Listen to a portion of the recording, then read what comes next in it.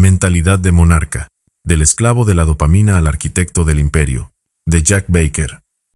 Introducción. El hombre muerto caminando. Hay una imagen que persiste en la mente cuando se observa con frialdad el comportamiento humano promedio, la de un hombre que camina, respira, consume y duerme, pero que en ningún sentido profundo de la palabra está vivo, no porque haya dejado de funcionar biológicamente, sino porque ha delegado su existencia. Ha entregado el mando de su vida a fuerzas externas, a estímulos diseñados por otros, a rutinas heredadas sin cuestionamiento, a comodidades que lo atan con más fuerza que cualquier celda de acero.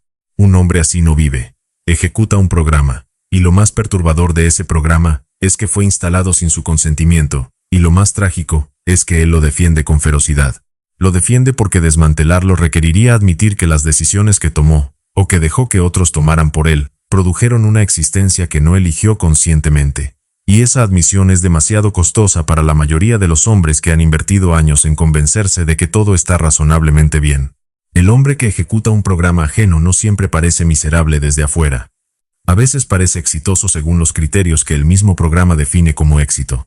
Tiene trabajo estable, tiene familia, tiene un automóvil que representa su nivel social, tiene opiniones sobre política y deportes, tiene rutinas que llenan sus días con la apariencia del movimiento, pero en el fondo, en ese lugar donde la honestidad no negocia con la imagen que uno quiere proyectar, sabe que hay una distancia enorme entre la vida que tiene y la vida que podría tener si usara su capacidad real, con la seriedad que merece. Esa distancia es la medida exacta de su muerte en vida. No es dramática ni visible, es silenciosa y persistente, como una deuda que crece sin que el deudor la mire directamente. La mayoría de los hombres que existen en este momento sobre la Tierra están atrapados dentro de una burbuja de ignorancia cuidadosamente construida. No es una ignorancia de datos ni de información, porque vivimos en la era en que cualquier conocimiento está a un clic de distancia.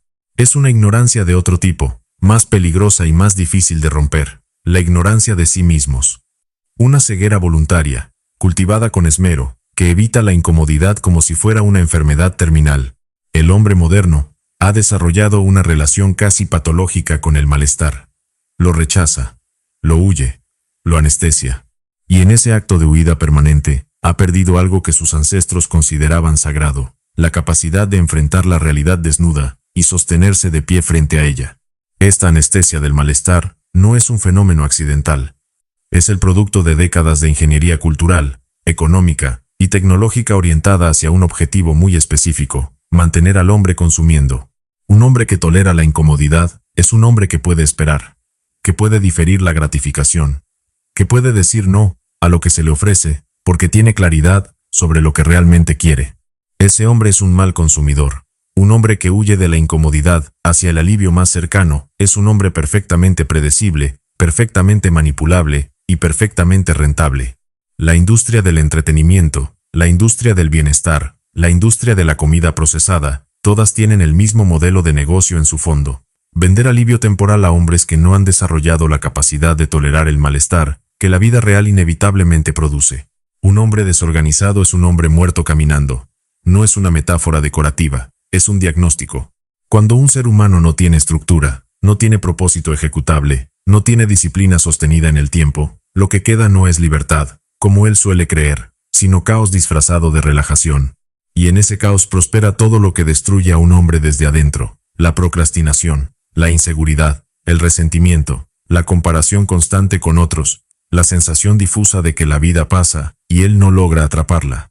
Ese hombre puede tener trabajo, puede tener familia, puede tener amigos con quienes reír los fines de semana, y aún así estar completamente muerto en lo que importa, muerto en su voluntad, muerto en su ambición real, muerto en su capacidad de construir algo que trascienda su propia comodidad. La desorganización no es solo un problema de gestión del tiempo ni de falta de agenda, es un síntoma de algo más profundo: la ausencia de una relación honesta consigo mismo. El hombre desorganizado no sabe claramente qué quiere, porque si lo supiera, organizaría su vida en función de obtenerlo.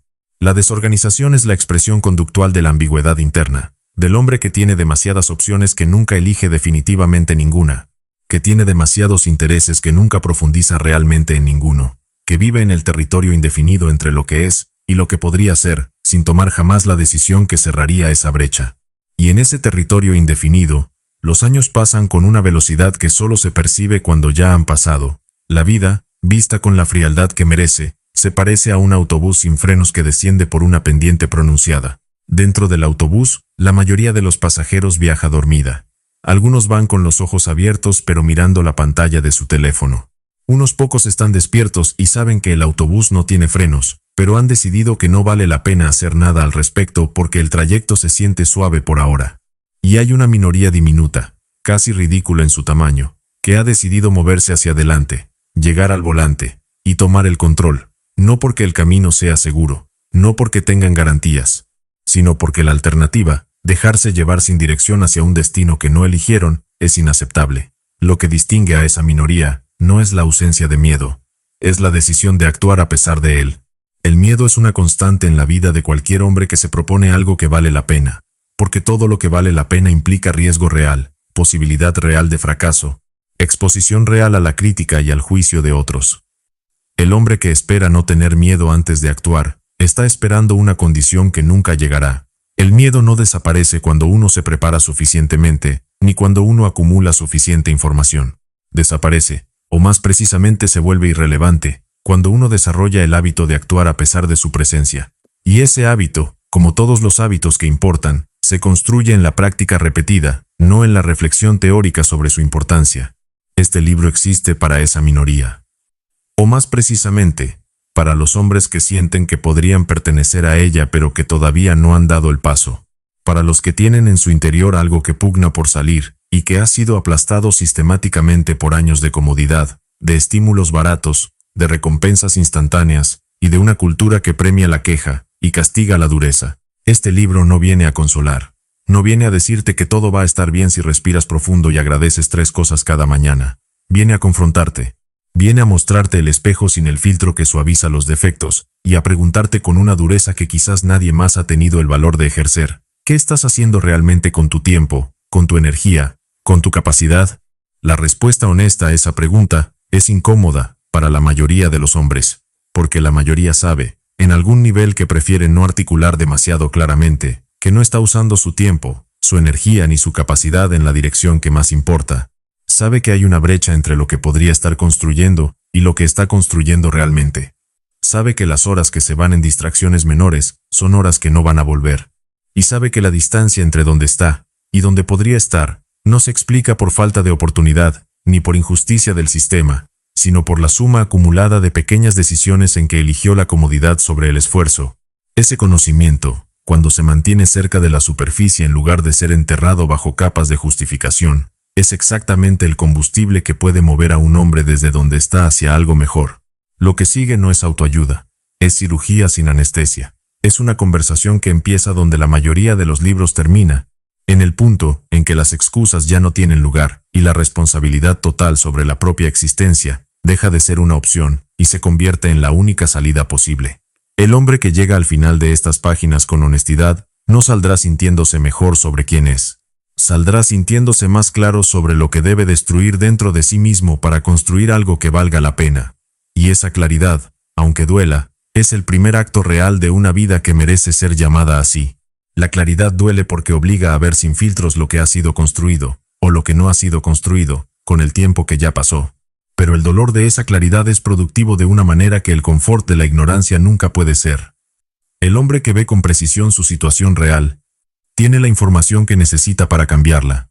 El hombre que vive en la neblina de la autocomplacencia, no sabe qué cambiar, ni por dónde empezar, porque no ha tenido el valor de mirar directamente lo que hay. La cirugía duele. La herida infectada que no se trata, duele más, y mata lentamente. La elección entre los dos dolores es la elección que este libro te invita a hacer. Toma el volante, suscríbete al canal, activa la campana, y accede a toda la biblioteca de libros en el enlace de la descripción. Capítulo 1. Militarización de la existencia. La organización como logística de guerra. Toda guerra que se ha ganado en la historia humana comenzó mucho antes del primer disparo. Comenzó en una sala de mapas, frente a una mesa llena de información, con hombres que no dormían suficiente y que aún así pensaban con una precisión que aterrorizaba. Comenzó con logística, con sistemas, con la distribución calculada de recursos escasos hacia objetivos precisos. Alejandro Magno no conquistó desde Grecia hasta los bordes de la India porque era el hombre más fuerte de su ejército, ni porque tenía más soldados que sus enemigos. Lo hizo porque su sistema de pensamiento era superior. Porque su capacidad de organizar, anticipar, moverse y decidir en condiciones de caos era una maquinaria que sus oponentes no podían igualar. La sistematización es poder. No es un detalle administrativo. Es la diferencia entre un conquistador y un cadáver. Julio César cruzó el Rubicón con una legión, no con un ejército completo, y aún así cambió el curso de la historia occidental. No porque el valor le sobrara, sino porque tenía un sistema de pensamiento que le permitía evaluar, decidir y ejecutar con una velocidad que sus rivales no podían seguir. Los grandes comandantes de la historia no ganaron porque tuvieran más recursos. Ganaron porque sabían exactamente qué hacer con los que tenían. Esa es la lección que la mayoría de los hombres no extraen de la historia militar. No se trata de tener más, sino de usar mejor lo que se tiene. Y para usar bien lo que se tiene se necesita un sistema que convierta los recursos disponibles en fuerza dirigida. La mayoría de los hombres viven en un estado de guerra crónica contra su propia existencia sin jamás haberse organizado para ganarla. Se despiertan cada mañana en un campo de batalla sin estrategia, reaccionando a los estímulos que el día les lanza, moviéndose de urgencia en urgencia, confundiendo el movimiento con el progreso. Al final del día están agotados, pero no han avanzado. Han sobrevivido las próximas 24 horas, pero no han construido nada. Y ese patrón se repite con una consistencia asombrosa durante meses, años, décadas, hasta que un día el hombre mira hacia atrás y ve que donde debería haber un edificio no hay más que un montón de ladrillos dispersos. La diferencia entre el hombre que construye y el hombre que sobrevive no está en la cantidad de horas que trabajan ni en el nivel de esfuerzo bruto que cada uno aplica. Está en la dirección de ese esfuerzo. El hombre sin sistema trabaja duro pero disperso, como un ejército que marcha en todas las direcciones simultáneamente y que por tanto no avanza en ninguna. El hombre con sistema concentra su energía en los puntos donde el impacto es máximo, deja de hacer lo que no produce resultados con la misma frialdad con que un general retira tropas de un frente que no puede ganarse, y redirige esos recursos hacia donde la victoria es posible. El entorno de un hombre es su mapa interno externalizado. No es una afirmación poética, es un hecho observable que cualquiera puede verificar con 10 minutos de atención honesta. Cuando el espacio físico en que un hombre habita, trabaja y descansa es un desastre, cuando hay desorden acumulado, objetos sin lugar, compromisos sin cumplir escritos en papeles sueltos, cuando el escritorio es un campo de ruinas y la agenda es un territorio inexplorado, ese desorden es la fotografía precisa de lo que ocurre dentro de la mente que habita ese espacio. Si el entorno es un basurero, la mente también lo será. No como castigo metafísico, sino como consecuencia directa de una relación continua entre el mundo exterior y los procesos cognitivos que dependen de él para funcionar. El cerebro humano no fue diseñado para operar en el caos sin costo. Cada elemento fuera de lugar, cada tarea incompleta en el campo visual, cada señal ambiental de desorden representa una carga cognitiva, que consume recursos mentales que deberían estar disponibles para el pensamiento estratégico, para la creatividad, para la toma de decisiones de alto nivel. El desorden físico genera lo que los psicólogos cognitivos llaman carga alostática, una acumulación de pequeñas tensiones que por sí solas parecen insignificantes, pero que en conjunto erosionan la capacidad de pensar con claridad. Un hombre que vive rodeado de caos está peleando la guerra de su vida con una mano atada a la espalda y sin saberlo. La organización militar no es, en su esencia, un conjunto de rituales arbitrarios. Es la respuesta evolutiva de los sistemas humanos de poder ante la necesidad de convertir el caos en fuerza dirigida. Los ejércitos más efectivos de la historia han sido siempre los más organizados, no los más numerosos, ni los más agresivos en términos brutos. La disciplina que se impone en la formación militar no tiene como objetivo la obediencia ciega, aunque ese es el malentendido más común entre quienes nunca la han experimentado. Tiene como objetivo crear un sistema nervioso colectivo que pueda funcionar bajo presión extrema, sin desintegrarse. Un soldado entrenado no piensa en si quiere limpiar su arma a las 5 de la mañana. La limpia. Y en ese acto aparentemente mecánico está construyendo algo que va más allá de un arma limpia. Está construyendo la capacidad de actuar con precisión cuando las circunstancias sean desfavorables. La disciplina es hacer lo que odias hacer, pero hacerlo como si te encantara. Esta idea, que a primera vista puede sonar a masoquismo disfrazado de virtud, esconde una de las verdades más importantes sobre el funcionamiento del carácter humano. No se trata de fingir placer donde no lo hay. Se trata de algo mucho más profundo, la capacidad de actuar desde la voluntad y no desde el estado de ánimo. El hombre que solo actúa cuando se siente motivado es esclavo de su biología. Es una marioneta cuyos hilos son manejados por la dopamina y el cortisol, por el ciclo de recompensa instantánea que gobierna a los animales y, lamentablemente, a la mayoría de los seres humanos que se creen racionales.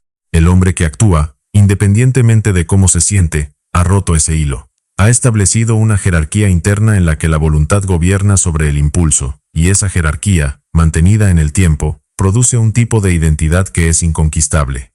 La motivación es un recurso no renovable si se la usa como condición para actuar. Llega en oleadas, tiene picos y valles, y si el hombre espera estar motivado para ejecutar, su producción tendrá exactamente esa forma irregular, intensa durante los picos, inexistente durante los valles. La disciplina, en cambio, es un recurso que se renueva con el uso. Cada vez que el hombre actúa desde la voluntad, a pesar de la ausencia de motivación, fortalece la capacidad de volver a hacerlo.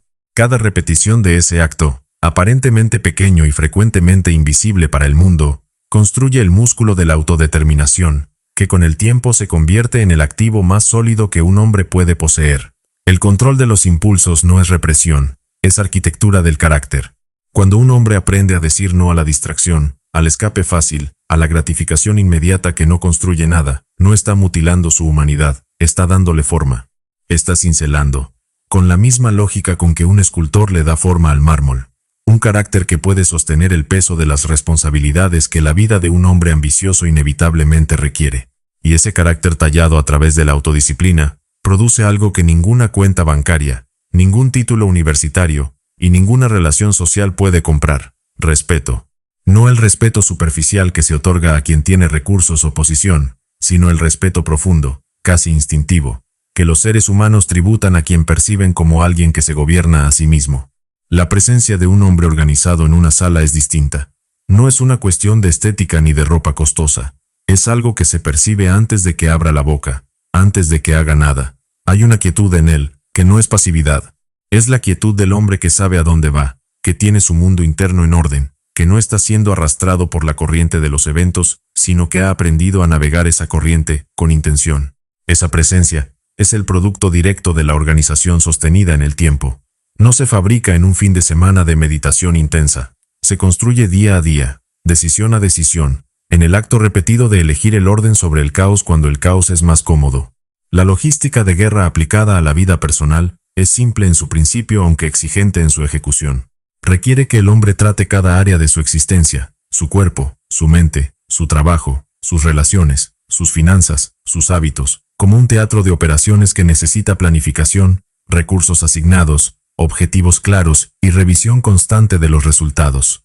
Requiere que abandone la ilusión de que las cosas buenas suceden de manera espontánea y abrace la verdad incómoda de que todo lo que vale la pena en la vida es el producto de un sistema, no de la inspiración, no del talento, no de la suerte, de un sistema ejecutado con la determinación de quien sabe que la alternativa es la derrota.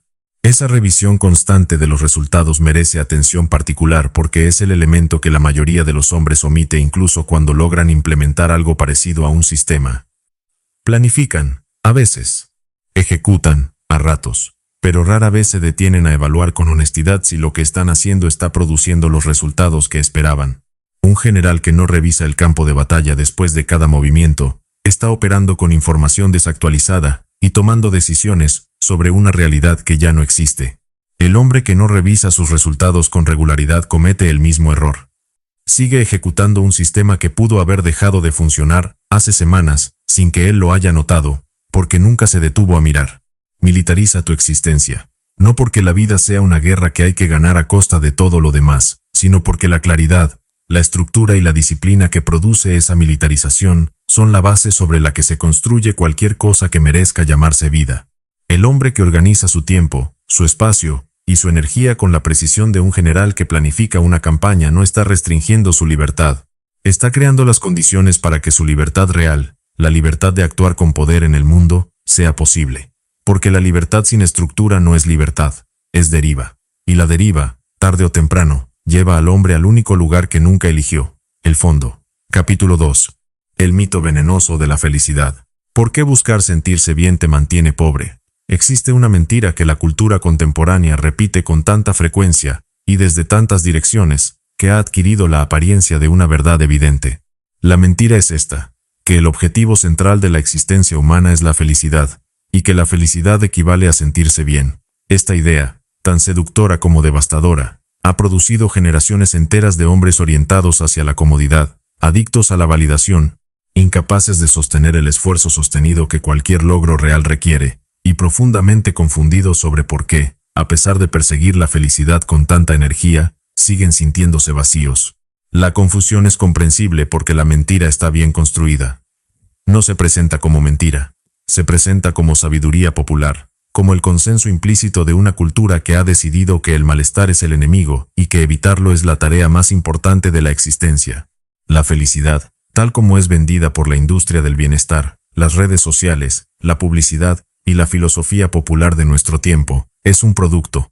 No es una experiencia profunda y auténtica del ser humano que se desarrolla como consecuencia de una vida bien vivida. Es un artículo de consumo diseñado para crear dependencia. La lógica es perfecta desde el punto de vista comercial. Si convences a millones de personas de que su felicidad está siempre a un producto, una experiencia, una aplicación o una técnica de distancia, habrás creado un mercado de consumidores crónicos que nunca llegarán a su destino pero que seguirán comprando el boleto. El negocio no es vender felicidad. El negocio es vender la promesa perpetua de felicidad, que es un artículo completamente diferente con una demanda infinitamente más rentable. Perseguir sentirse bien todo el tiempo debilita al ser humano de manera más efectiva que cualquier adversidad externa. Esta es una de las paradojas más crueles de la naturaleza humana, que el esfuerzo permanente por evitar el malestar produce exactamente el tipo de fragilidad psicológica que hace imposible enfrentar los desafíos que la vida inevitablemente presenta. El músculo que nunca se somete a resistencia no crece. La mente que nunca tolera la incomodidad no desarrolla la dureza que la realidad exige. Y el hombre que ha organizado su vida entera en torno a la maximización del placer y la minimización del dolor se encuentra, en los momentos críticos, completamente desarmado. No porque la vida le haya sido más cruel que a otros, sino porque nunca desarrolló la capacidad de absorber el impacto que la vida reparte con una imparcialidad que no distingue entre quienes se prepararon y quienes no. La neurobiología aquí es reveladora. El sistema de recompensa del cerebro humano, centrado en la dopamina, no fue diseñado para producir felicidad sostenida. Fue diseñado para producir motivación dirigida hacia objetivos de supervivencia. La dopamina no es la molécula del placer, como popularmente se la llama. Es la molécula de la anticipación, del movimiento hacia algo que el cerebro percibe como valioso. Cuando ese sistema es estimulado de manera artificial y repetida, a través de redes sociales, pornografía, comida hiperprocesada, entretenimiento constante o cualquier otro mecanismo de recompensa instantánea, lo que ocurre no es que el hombre se vuelva más feliz. Lo que ocurre es que el umbral de estimulación se eleva, las recompensas naturales pierden potencia, y el hombre queda atrapado en un ciclo de búsqueda compulsiva de estímulos cada vez más intensos que lo dejan cada vez más vacío.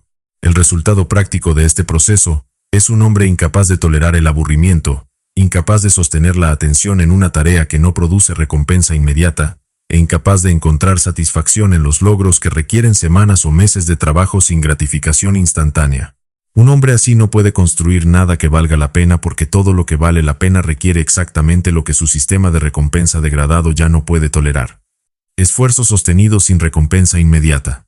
La felicidad está sobrevalorada. La satisfacción es para los mediocres.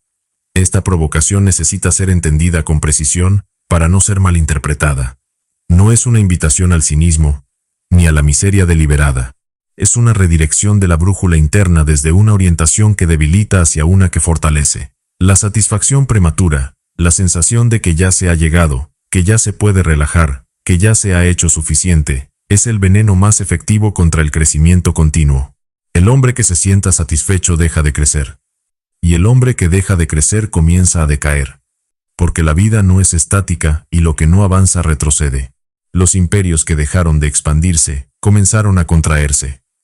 Los atletas que dejaron de entrenar, comenzaron a perder lo que habían construido. Los hombres que decidieron que ya era suficiente descubrieron que el suficiente de hoy se convierte en el insuficiente de mañana. Lo que debe reemplazar a la búsqueda compulsiva de sentirse bien, no es el sufrimiento por el sufrimiento mismo. Es el orgullo. No el orgullo arrogante que proviene de la comparación con otros, sino el orgullo profundo y privado que proviene de saber que uno ha hecho lo que debía hacer, aunque fuera difícil. El orgullo de haber entrenado cuando no había ganas. De haber cumplido el compromiso cuando era más fácil incumplirlo.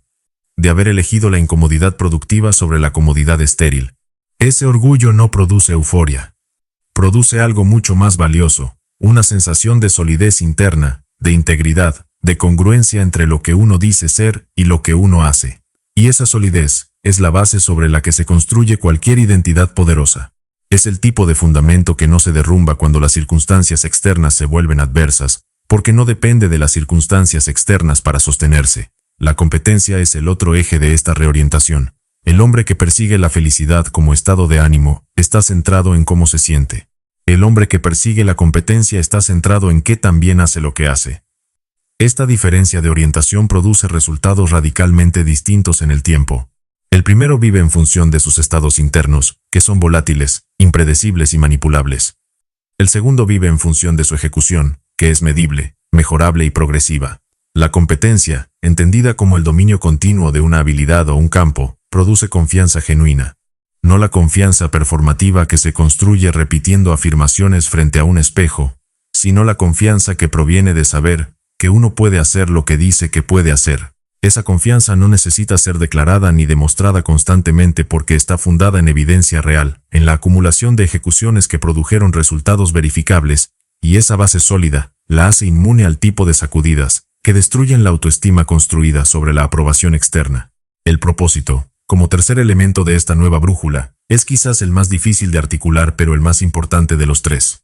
El hombre sin propósito es un hombre sin dirección, y el hombre sin dirección convierte cualquier brisa en la que lo empuja en su rumbo. El propósito no es una pasión que se descubre de repente en un momento de iluminación. Es una dirección que se elige, que se refina a través de la acción, y que se fortalece a medida que el hombre construye evidencia de que su vida tiene un sentido que trasciende su propio bienestar inmediato. El propósito puede provenir de muchas fuentes: la familia, la creación, el servicio, la excelencia en un oficio, la construcción de algo que dure.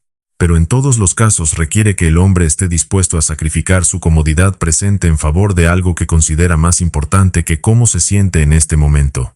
Y esa disposición al sacrificio, lejos de ser una forma de automutilación, es la expresión más alta de la libertad humana, la capacidad de elegir el significado por encima del placer. La cultura que nos rodea no tiene interés en que los hombres desarrollen orgullo real, competencia auténtica o propósito profundo. Tiene interés en que sigan consumiendo. Y para consumir, necesitan seguir sintiéndose insatisfechos de manera que el próximo producto, la próxima experiencia, el próximo contenido prometido, les ofrezca el alivio que buscan. El hombre que rompe este ciclo no lo hace declarándole la guerra al consumo ni retirándose a una cueva. Lo hace orientando su energía desde la búsqueda de recompensas externas hacia la construcción de capacidades internas. Ese cambio de orientación es silencioso, invisible para el mundo, y absolutamente transformador. No produce resultados inmediatos que el mundo pueda ver y validar. Produce algo que tarda tiempo en volverse visible, pero que cuando aparece, es de una solidez que ningún consumo compulsivo puede replicar. Un hombre que sabe quién es, que sabe para qué está aquí, y que no necesita que el mundo se lo confirme para seguir moviéndose en esa dirección. Cambia la brújula. No busques sentirte bien. Busca hacerte mejor. No persigas la felicidad como estado de ánimo. Construye la integridad como modo de vida. La diferencia entre ambos caminos no se ve al principio, cuando los dos arrancan desde el mismo punto. Se ve 5 años después, cuando uno de ellos llega a un lugar que valió el esfuerzo, y el otro sigue dando vueltas en el mismo círculo disfrazado de progreso. La elección entre los dos caminos se hace todos los días, en cada pequeña decisión que nadie más está observando. Y la suma de esas decisiones, acumulada en el tiempo con la consistencia que el crecimiento real requiere, es la única diferencia que importa entre el hombre que construye algo y el hombre que pasa su vida esperando sentirse suficientemente bien para empezar. Capítulo 3. El linaje del guerrero versus la ansiedad moderna. Un insulto a tus antepasados. Para entender qué tan profundamente absurda se ha vuelto la debilidad moderna, es necesario hacer un ejercicio de perspectiva histórica que la mayoría de los hombres contemporáneos evitan con cuidado porque les resulta perturbador. Cierra los ojos por un momento e imagina a los hombres que vinieron antes de ti, no los que están en el último eslabón de tu árbol genealógico, los que conociste, los que tuvieron trabajo de oficina y vacaciones anuales. Ve más atrás, mucho más atrás. Ve tan atrás que el mundo que imaginas no tiene hospitales, no tiene supermercados, no tiene calefacción ni ropa técnica, ni ninguno de los sistemas de protección que el hombre moderno da por sentados con la misma naturalidad con que respira. Imagina a los hombres que cruzaron estepas heladas durante migraciones que duraban generaciones. Los que cazaban animales con herramientas de piedra en un mundo donde cada salida podía ser la última. Los que construyeron murallas, navegaron océanos desconocidos, combatieron en guerras donde morir lentamente era el mejor de los escenarios posibles. Los que enterraron a sus hijos, a sus mujeres, a sus padres, y al día siguiente volvieron a trabajar porque no existía la alternativa de detenerse. Los que vivieron con hambre real, con frío real, con dolor real, sin ninguna de las capas de protección que el mundo moderno da por sentadas. Esos hombres son tus ancestros directos. Tú existes porque ellos sobrevivieron. Tú existes porque en cada generación, durante decenas de miles de años, los suficientemente duros para sobrevivir llegaron a reproducirse. Los que no fueron suficientemente duros no dejaron descendencia. La selección fue implacable, y el resultado de esa selección eres tú, con toda la maquinaria biológica que esos milenios de presión construyeron. Tu cuerpo es el producto de esa historia. Tu biología es un archivo comprimido de adaptaciones que se acumularon durante milenios de presión extrema. Tienes en tu interior una maquinaria diseñada para enfrentar adversidades que harían colapsar a cualquier sistema construido para la comodidad. La resiliencia no es solo un concepto psicológico positivo. Es tu herencia biológica más profunda. Está codificada en cada célula de tu cuerpo, en la arquitectura de tu sistema nervioso, en los mecanismos hormonales que se activan cuando enfrentas un desafío real. El problema es que esa maquinaria, heredada de miles de años de dureza, está siendo utilizada para navegar un mundo que ha eliminado casi por completo los desafíos reales, y en la ausencia de resistencia genuina, esa maquinaria comienza a operar en falso, y produce lo que la cultura contemporánea llama ansiedad. Una maquinaria diseñada para la guerra, operando en tiempos de paz forzada, genera el tipo de ruido interno que destruye al hombre desde adentro, precisamente porque no tiene un objeto externo real hacia el cual dirigirse. La ansiedad moderna es, en muchos sentidos, el resultado de una contradicción biológica. Un sistema nervioso diseñado para responder a amenazas reales, operando en un entorno donde las amenazas reales han sido casi completamente eliminadas, genera señales de alarma que no tienen un objeto real al que dirigirse. El resultado es una sensación de peligro difuso, de amenaza sin nombre, que consume energía sin producir adaptación. Y la respuesta cultural a este fenómeno ha sido, con una ironía que resulta casi cómica, agregarle más capas de comodidad y evitación, más protección, más aislamiento del malestar, más estímulos que distraigan de la incomodidad interna, lo que equivale exactamente a tratar el fuego con gasolina. Cada capa adicional de protección que la cultura moderna agrega sobre el hombre no lo hace más seguro en el sentido que importa. Lo hace más frágil, más dependiente de esa protección, y menos capaz de funcionar en su ausencia. Tu falta de disciplina es una falta de respeto hacia tu linaje. Esta afirmación no es hiperbólica, ni diseñada para producir culpa como mecanismo de motivación barata.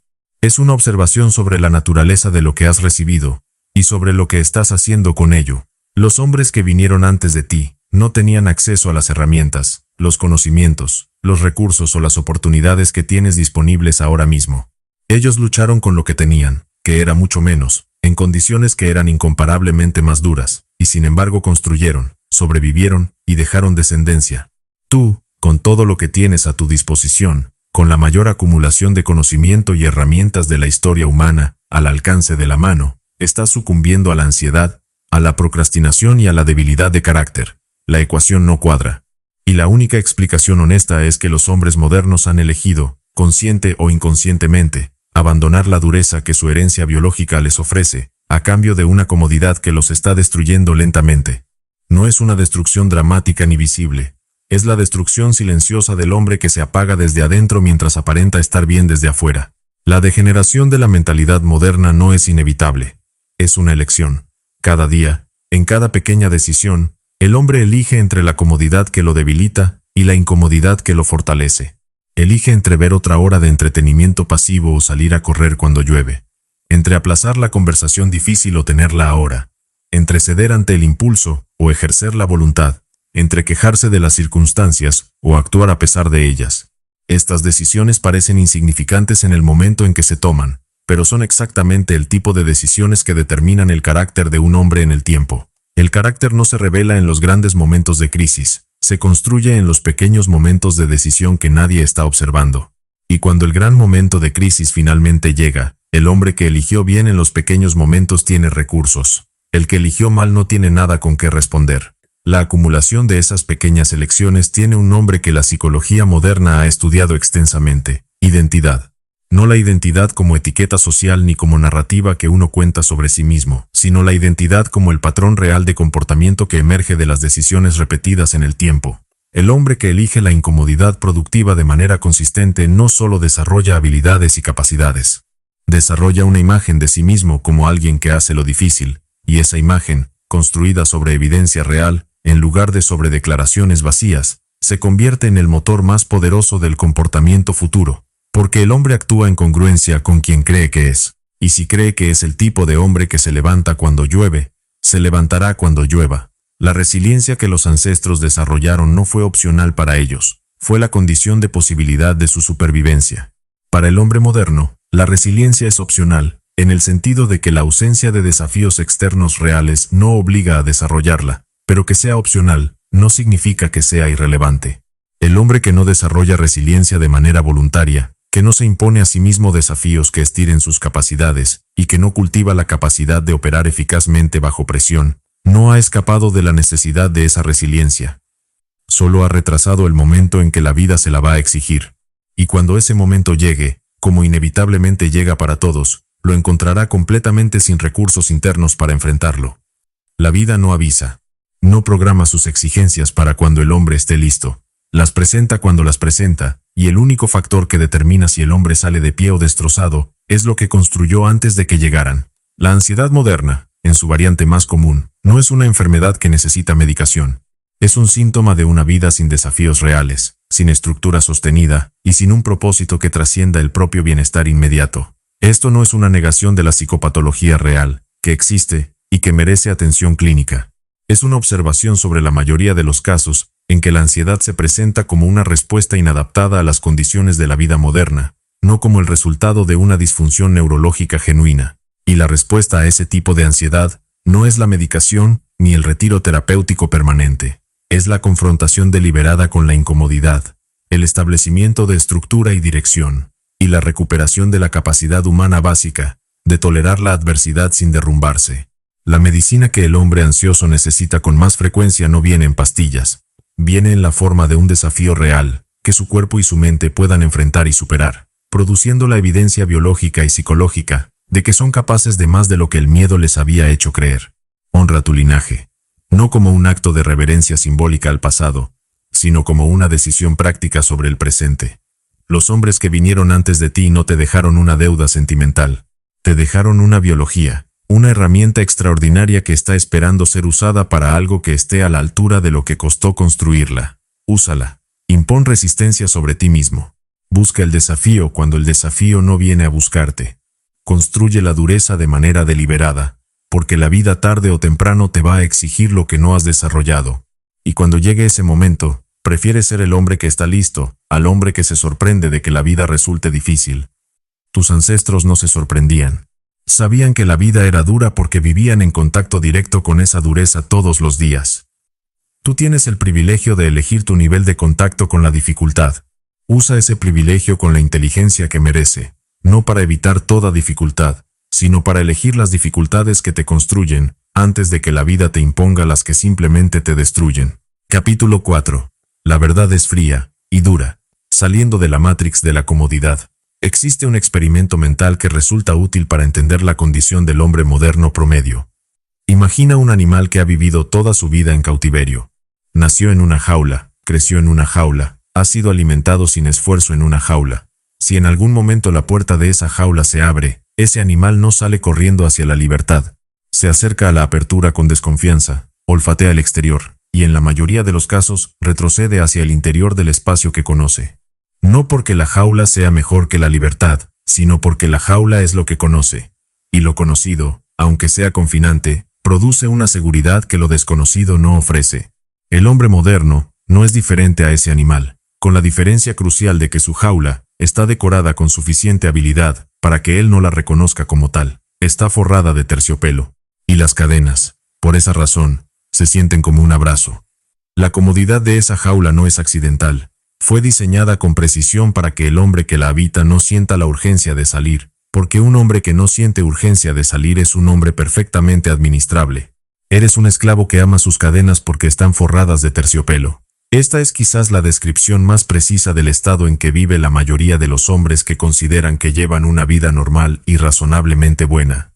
No son prisioneros, en el sentido que evoca la palabra. Tienen libertad de movimiento, libertad de expresión, libertad de elección en un sentido superficial. Pero su libertad real, la libertad de construir una vida que ellos hayan elegido y diseñado desde sus propios valores y aspiraciones más profundas, está severamente limitada por un sistema de comodidades, dependencias y narrativas que operan exactamente como cadenas, con la diferencia de que éstas se sienten bien al tacto. El hombre que vive dentro de ese sistema, y lo defiende, no lo hace porque sea estúpido. Lo hace porque la jaula ha sido construida para producir exactamente esa defensa, para hacer que el prisionero se convierta en el guardián más efectivo de su propia celda. El sistema que te rodea no fue diseñado para tu beneficio, fue diseñado para tu predictibilidad. Un consumidor predecible es un consumidor rentable. Un ciudadano que vive dentro de los límites de la comodidad administrada es un ciudadano que no causa problemas, que no cuestiona con demasiada profundidad, que trabaja para comprar y compra para continuar trabajando.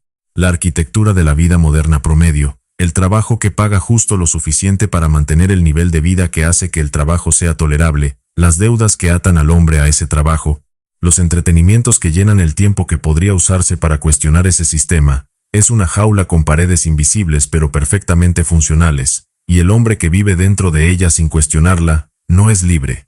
Es gestionado. La diferencia entre ser libre y ser gestionado no siempre es visible desde adentro, especialmente cuando la gestión ha sido diseñada para sentirse como autonomía. La responsabilidad personal absoluta es el único mecanismo real de escape de esa jaula. Y cuando se habla de responsabilidad absoluta, no se está hablando de la responsabilidad limitada que el sistema permite y promueve, la responsabilidad de pagar las deudas a tiempo, de cumplir con las obligaciones laborales, de ser un buen cliente. Se está hablando de una responsabilidad de un orden diferente, la responsabilidad de ser el autor principal de tu propia existencia, la responsabilidad de reconocer que cada resultado que tienes en tu vida, cada circunstancia que habitas, es en alguna medida el producto de las decisiones que tomaste o dejaste de tomar, no como un ejercicio de culpa que paraliza, sino como una toma de poder que libera. Porque si eres responsable de tus resultados, también tienes el poder de cambiarlos. Y si no eres responsable, si tus resultados son producto de las circunstancias, la suerte o la injusticia del sistema, entonces no tienes poder. Eres simplemente un objeto al que le suceden cosas. Y los objetos no construyen nada. Los objetos son usados por quienes sí decidieron ser sujetos. La cultura de la victimización es la herramienta más efectiva que tiene el sistema para mantener a los hombres en la jaula. No porque la injusticia no exista, porque existe, y es real, sino porque el enfoque permanente en la injusticia externa produce exactamente el tipo de orientación psicológica que hace imposible la acción efectiva. El hombre que dedica su energía mental a documentar y comunicar las injusticias que le han sido hechas, está consumiendo en esa tarea los recursos que necesitaría para cambiar su situación. Está ocupado siendo una víctima cuando podría estar ocupado siendo un agente. Y mientras esté ocupado siendo una víctima, el sistema que él acusa de oprimirlo no tiene nada que temer de él. La queja sostenida es, paradójicamente, la forma más efectiva de colaborar con aquello que se denuncia, porque mantiene al hombre exactamente donde el sistema necesita que esté, paralizado, orientado hacia afuera, y consumiendo la energía que podría usarse para cambiar algo en la postura de quien narra su propia derrota. La verdad fría sobre el mundo es esta. El mundo no le debe nada a nadie. No le debe oportunidades justas, ni recompensas proporcionales al esfuerzo, ni el reconocimiento de los talentos no desarrollados. El mundo es un sistema de fuerzas que responde a otras fuerzas. Los hombres blandos, predecibles y quejumbrosos son absorbidos por ese sistema y convertidos en combustible para los proyectos de otros. Los hombres duros, impredecibles y responsables de sí mismos se convierten en fuerzas dentro de ese sistema, capaces de doblar las circunstancias hacia sus propios fines. La diferencia entre los primeros y los segundos no es de talento, de origen ni de suerte, es de orientación. Es de la posición desde la que cada uno se relaciona con la realidad. Uno espera que la realidad se adapte a sus necesidades, el otro adapta su capacidad a las exigencias de la realidad. El resultado de esas dos posturas, acumulado en el tiempo, produce mundos completamente distintos. Salir de la Matrix de la comodidad no requiere un gesto dramático. no requiere abandonar todo y empezar desde cero en un lugar diferente. Requiere algo más difícil y más silencioso. Un cambio profundo en la manera en que el hombre se relaciona con la incomodidad. Requiere empezar a ver la dificultad no como un obstáculo que interfiere con la vida, sino como el material con que la vida real está hecha. Requiere dejar de buscar el camino que evita el esfuerzo y empezar a buscar el camino que desarrolla la capacidad. Requiere, en términos muy concretos, que el hombre haga cada día al menos una cosa que preferiría no hacer, que soporte la incomodidad de esa elección y que observe cómo esa capacidad de tolerar la incomodidad crece con el uso. Este proceso es lento al principio y se acelera con el tiempo, exactamente como cualquier otro entrenamiento. El primer día es el más difícil. El 100º día es el que revela quién se ha convertido el hombre que no se detuvo. El sistema explota a quienes son blandos porque los blandos son predecibles, y la predictibilidad es manipulable. El hombre que tiene claridad sobre lo que quiere, y que está dispuesto a tolerar la incomodidad necesaria para obtenerlo, no es fácilmente explotable, porque su dirección viene de adentro, no de las señales de recompensa externas que el sistema controla.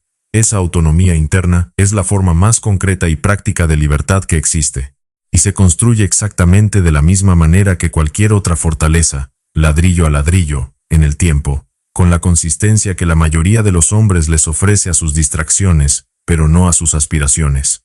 La ironía es perfecta. El mismo nivel de consistencia que el hombre promedio aplica a sus hábitos destructivos, si se redirigiera hacia la construcción de su autonomía interna, produciría resultados que él mismo no podría creer posibles, desde su posición actual. La verdad es incómoda precisamente porque requiere acción. Una mentira confortable no exige nada. La verdad de que eres responsable de tu existencia exige que actúes en consecuencia. La verdad de que tus cadenas son de terciopelo exige que las quites aunque eso produzca un momento de frío. La verdad de que estás viviendo por debajo de lo que tu capacidad permitiría si la usaras con honestidad exige que dejes de estar cómodo con esa discrepancia. Estas verdades duelen. Por eso la mayoría las evita. Por eso la mayoría permanece en la jaula. No porque no tengan la llave, sino porque abrirla requeriría admitir que siempre la tuvieron y eligieron no usarla. Y esa admisión, aunque sea el primer paso real hacia cualquier cambio genuino, es el que más cuesta, porque destruye la narrativa más conveniente que el hombre ha construido sobre sí mismo.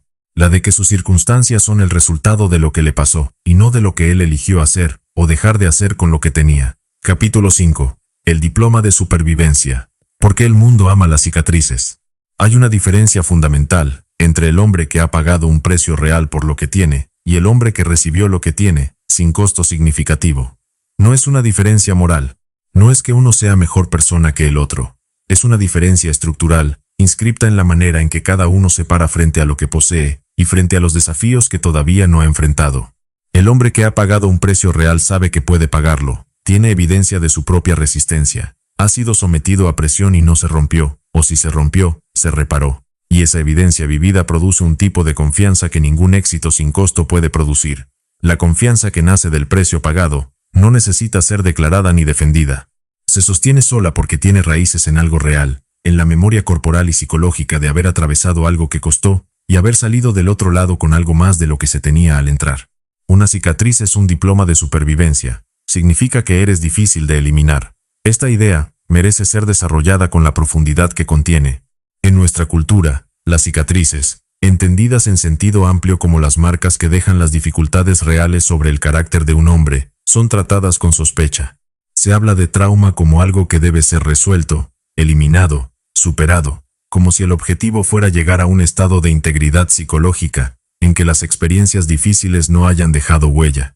Esta es una comprensión errónea y profundamente contraproducente de cómo funciona el desarrollo del carácter humano. La huella que deja la adversidad no es necesariamente una herida abierta que sangra indefinidamente. Puede ser exactamente lo contrario, tejido más denso, más resistente, formado precisamente en el lugar donde el impacto fue más fuerte. Eso es lo que hace la cicatriz. No devuelve la piel original. Produce algo más sólido en su lugar. Las experiencias difíciles que no destruyen a un hombre lo modifican. Y esas modificaciones, aunque no siempre se sientan bien, son frecuentemente el material más valioso de su identidad. El hombre que ha fracasado en un negocio y ha vuelto a levantarse, no es el mismo hombre que era antes del fracaso. Ha aprendido cosas que no se pueden aprender de otra manera, que la realidad tiene su propio criterio de evaluación que no negocia con las expectativas, que los planes fallan por razones que no siempre se anticiparon, y que la capacidad de adaptarse rápidamente es más valiosa que la capacidad de planificar perfectamente. Ese conocimiento tiene un precio que el fracaso cobró, y ese precio, por doloroso que fue, compró algo que vale más: la capacidad de no repetir los mismos errores, y la confianza de saber que el fracaso no fue el final. El hombre que nunca ha fracasado en algo que le importaba, no sabe si puede levantarse, solo lo imagina. El hombre que ha fracasado, y se levantó, lo sabe. Y esa diferencia entre imaginar y saber, es la distancia exacta entre la fragilidad disfrazada de confianza, y la solidez real, que no necesita disfraz. El sufrimiento, cuando es procesado activamente, y no solo soportado pasivamente, produce algo que la psicología contemporánea ha estudiado bajo el nombre de crecimiento postraumático. No es una teoría de bienestar positivo, es una observación empírica de que un porcentaje significativo de personas que atraviesan experiencias profundamente adversas reportan, no a pesar de esas experiencias sino a través de ellas, un crecimiento en capacidades, en profundidad psicológica y en claridad sobre lo que realmente importa. La condición para que ese crecimiento ocurra no es la ausencia de dolor durante el proceso, es la presencia de una orientación activa hacia la recuperación y el aprendizaje, en lugar de una postura pasiva de víctima del sufrimiento. El mismo evento puede destruir a un hombre o forjarlo, no dependiendo de su intensidad, sino dependiendo de la postura con que el hombre que lo atraviesa decide relacionarse con él. Esa postura no es fácil de mantener en el momento del impacto, pero es la única variable que determina qué produce el impacto en el tiempo. La identidad se fortalece a través del desafío, por un mecanismo que es tan antiguo como la biología humana. Cuando un organismo es sometido a una presión que lo lleva cerca de sus límites pero no los excede, el organismo responde adaptándose. Los músculos sometidos a resistencia crecen. El sistema inmune expuesto a patógenos manejables se vuelve más capaz. La mente sometida a problemas difíciles pero resolubles, desarrolla capacidades cognitivas que la mente protegida de los problemas no desarrolla. Este principio, que opera con la consistencia de una ley natural, se aplica al carácter del hombre exactamente de la misma manera. El carácter que nunca fue desafiado es un carácter que no sabe de lo que es capaz. Y el carácter que no sabe de lo que es capaz vive en un estado de inseguridad permanente que ningún estímulo externo puede resolver de manera duradera. Se puede comprar ropa costosa, se puede adquirir posición social, se puede rodearse de símbolos de éxito, y ninguna de esas cosas resuelve la inseguridad fundamental del hombre, que no tiene evidencia real de su propia resistencia. Esa inseguridad solo se resuelve de una manera: siendo sometido a presión real y descubriendo que se puede sostener. El mundo respeta las cicatrices porque las cicatrices son evidencia, son la demostración objetiva de que un hombre ha estado en contacto con la realidad dura, de que ha recibido el impacto que esa realidad produce y de que está de pie a pesar de ello. En los sistemas sociales humanos, que son en su fondo sistemas de jerarquías basados en la evaluación de la capacidad relativa, el hombre que ha demostrado su resistencia ocupa un lugar diferente al hombre que no lo ha hecho. No porque los demás sean conscientes de hacer esa evaluación, sino porque es un proceso que opera en gran parte por debajo del nivel de la conciencia, en los mecanismos evolutivos que los seres humanos usan para determinar en quién confiar cuando las circunstancias se vuelven críticas. Cuando la situación se pone difícil, todos los presentes hacen una evaluación instantánea de quién en la sala tiene la densidad suficiente para hacer una referencia. Y esa evaluación no la determina el título ni el cargo. La determina la presencia, que es el producto acumulado de todo lo que el hombre ha atravesado y procesado. El error que muchos hombres cometen con respecto a su sufrimiento es uno de dos tipos opuestos pero igualmente contraproducentes. El primero es el de ocultarlo, actuar como si las dificultades no hubieran ocurrido o no hubieran costado lo que costaron, producir una fachada de impenetrabilidad que no integra lo que pasó sino que lo barre debajo de la alfombra. El segundo es el de definirse por él, convertir el sufrimiento en la historia central de su identidad, en la explicación permanente de por qué las cosas son como son, y en el argumento con que justifican la falta de avance. Ninguno de los dos sirve. El que oculta no aprende, porque no puede examinar lo que no reconoce. El que se define por el dolor no crece, porque ha convertido su herida en su hogar, y salir de ella significaría perder la única identidad que tiene. Ambos están atrapados, aunque de maneras opuestas, por su relación disfuncional con lo que les costó. Lo que funciona es la integración activa. Reconocer que algo ocurrió, que tuvo un costo real, y simultáneamente usar ese costo como fundamento para algo que venga después. La pregunta que hace la diferencia no es ¿por qué me pasó esto?, ni cómo finjo que no me pasó. La pregunta que hace la diferencia es ¿qué construyo con esto? Esa pregunta convierte al sufrimiento en material de construcción en lugar de en carga.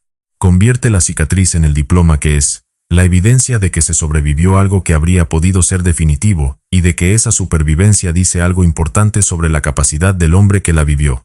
No todo el sufrimiento produce sabiduría de manera automática.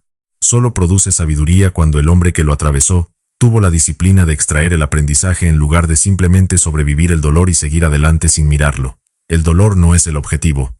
La dureza no significa buscar el sufrimiento ni glorificarlo como fin en sí mismo. Significa no huir de él cuando aparece inevitablemente en el camino de cualquier vida que valga la pena ser vivida. Significa recibirlo, procesarlo y seguir moviéndose. Significa construir, a través de la acumulación de experiencias que cuestan, un tipo de carácter que no puede comprarse, que no puede simularse y que no puede quitarte nadie porque está inscripto en quien eres. Ese carácter es el activo más sólido que un hombre puede poseer, y se construye exactamente donde la mayoría de los hombres prefieren huir, en el territorio de la incomodidad real. No hay otro lugar donde se construya. No hay atajo que lleve al mismo destino por un camino más suave. El carácter forjado en la dificultad y el carácter simulado en la comodidad no son versiones distintas de la misma cosa. Son cosas completamente diferentes, y la diferencia se revela sin piedad en el momento en que la vida exige algo real. Capítulo 6. Violencia ejecutiva y claridad. La gestión del tiempo como arma de ataque. El tiempo es el único recurso verdaderamente igualitario que existe. Reyes y mendigos, genios y mediocres, hombres de poder y hombres irrelevantes reciben exactamente la misma cantidad de horas cada día. 24. Sin excepciones ni preferencias. Esta igualdad en la asignación hace que la diferencia entre los resultados de distintos hombres no pueda atribuirse al tiempo en sí, sino a lo que cada hombre hace con él. Y lo que cada hombre hace con su tiempo es, en última instancia, la expresión más honesta de sus valores reales, no de los valores que declara, sino de los que practica con su conducta. Hay una brecha entre lo que los hombres dicen que les importa y lo que realmente le dan su tiempo, y esa brecha, medida con honestidad, es el diagnóstico más preciso disponible sobre el estado real de la vida de un hombre. No lo que dice en voz alta, lo que hace en silencio, hora tras hora, cuando nadie está mirando. El tiempo libre sin propósito es uno de los factores más subestimados en la producción de decadencia masculina. Existe una idea cultural que asocia el tiempo libre con el mérito y el descanso como recompensa del trabajo duro. Esta idea, aunque contiene una fracción de verdad, puede convertirse en una trampa cuando el tiempo libre se convierte en la categoría por defecto de las horas no asignadas a obligaciones explícitas. El hombre que no tiene un destino claro para las horas que no están estructuradas por compromisos externos tiene un problema. Esas horas, en lugar de ser un espacio de recuperación y crecimiento, se convierten en el terreno donde los hábitos más destructivos encuentran espacio para instalarse. Y los hábitos que se instalan en el vacío no son neutros, son regresivos. La naturaleza del sistema nervioso humano es que en ausencia de dirección se orienta hacia el estímulo de menor resistencia, y el estímulo de menor resistencia en el mundo contemporáneo está diseñado por equipos de ingenieros, cuyo único objetivo es capturar y mantener la atención indefinidamente. La mente humana, cuando no tiene dirección, no descansa de manera productiva. Se mueve por inercia hacia los estímulos de menor resistencia, y en el mundo contemporáneo, los estímulos de menor resistencia son invariablemente los diseñados por ingenieros de persuasión para capturar la atención y mantenerla atrapada en ciclos de consumo pasivo que no construyen nada. El tiempo sin propósito no es tiempo libre. Es tiempo secuestrado por algoritmos cuyo único objetivo es mantenerte mirando, y el hombre que pasa sus horas no estructuradas moviéndose de una pantalla a otra, de una notificación a otra, de un contenido a otro, no está descansando, está siendo consumido.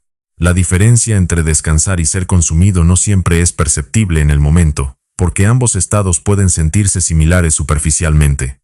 La diferencia se revela al día siguiente, en la calidad de la energía disponible, y en la presencia o ausencia de la sensación de haber recuperado algo que valía la pena recuperar.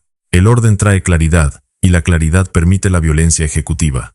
Esta ecuación, aparentemente simple en su formulación, contiene una comprensión profunda sobre cómo opera la mente bajo condiciones de estructura versus condiciones de caos. La claridad mental, La capacidad de ver con precisión qué es lo más importante, qué acción produce el mayor impacto, y qué debe hacerse primero, no es una característica permanente de ciertos hombres privilegiados. Es un estado que se produce o se impide según las condiciones en que opera la mente. El orden, tanto físico como mental, es la condición que permite la claridad. El caos la impide. Y sin claridad, toda la energía disponible se gasta en orientación, en el proceso de determinar qué hacer a continuación, en lugar de gastarse en la ejecución de lo que ya se sabe que debe hacerse. El hombre sin orden paga un impuesto cognitivo permanente, que reduce su capacidad operativa, de manera tan consistente, que termina por confundirlo con su capacidad real, cuando en realidad, es solo el costo del desorden que eligió no resolver.